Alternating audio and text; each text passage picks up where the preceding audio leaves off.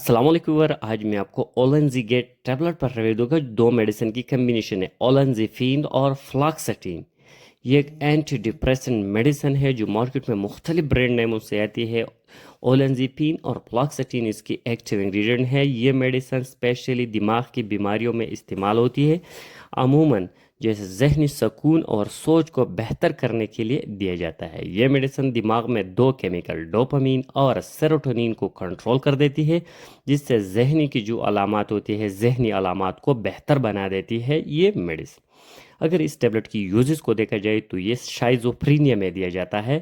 اسے ہمیں وہم بھی کہتی ہے, جیسے انسان کو ایسا لگتا ہے کہ کوئی نقصان پہنچا رہی ہے, آوازیں سن رہی ہے, جسے ہمیں ہیلوسینیشن کہہ سکتے ہیں. انسان بہت زیادہ سوچتی ہے, غیر منطقی سوچ کر رہی ہے انسان کو, تو یہ دوائی استعمال کرنے سے دماغ کو پرسکون کر دیتے ہیں اور ان علامات کو کم کرنے میں دیا جاتا ہے. بائیپولر ڈس آرڈر میں دیا جاتا ہے. یہ بھی ایک مینٹل ڈس آرڈر ہے جس کی انسان کی موڈ بہت زیادہ اوپر یا نیچے ہو جاتے ہیں. انسان بہت زیادہ پرجوش ہوتی ہے, خوش ہوتی ہے, یا بہت زیادہ پریشان ہوتی ہے, بہت جلد خوش ہو جاتی ہے اور بہت جلد پریشان ہو جاتی ہے. انسان کی موڈ چینج ہو جاتی ہے, جس سے انسان بہت زیادہ بولنا شروع کر دیتی ہے, نیند زیادہ ہوتی ہے, غصہ بہت زیادہ آتی ہے اور غصہ پر کنٹرول کرنا بھی مشکل ہوتی ہے.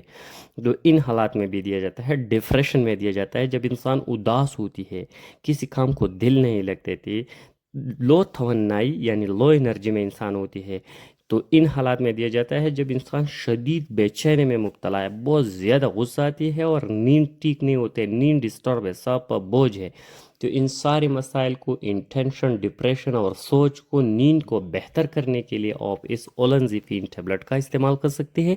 اولنزیپین پلس فلاکسٹین جو اولنزی گیٹ کے نام سے مارکیٹ میں اویلیبل ہے, اور اولنزی گیٹ کے علاوہ اور بہت سے برانڈ نیموں سے آتی ہے. اس میڈیسن کے استعمال سے تھوڑے بہت سائیڈ ایفیکٹ بھی ہو سکتے ہیں, جیسے بہت زیادہ نیند آنا, وزن بڑھنا, بھوک میں اضافہ ہونا, منہ خشک ہونا, اور شوگر اور بلڈ پریشر کو بھی زیادہ کر سکتی ہے. اس کے دوران اس کو مانیٹر کرنا نہایت ضروری ہے. اگر اس کے پریکاشن کو دیکھا جائے, کون سے لوگ اس کا استعمال نہیں کرنا چاہیے, تو یہ میڈیسن پریگنینسی اور لیکٹیشن میں نہیں دینا چاہیے.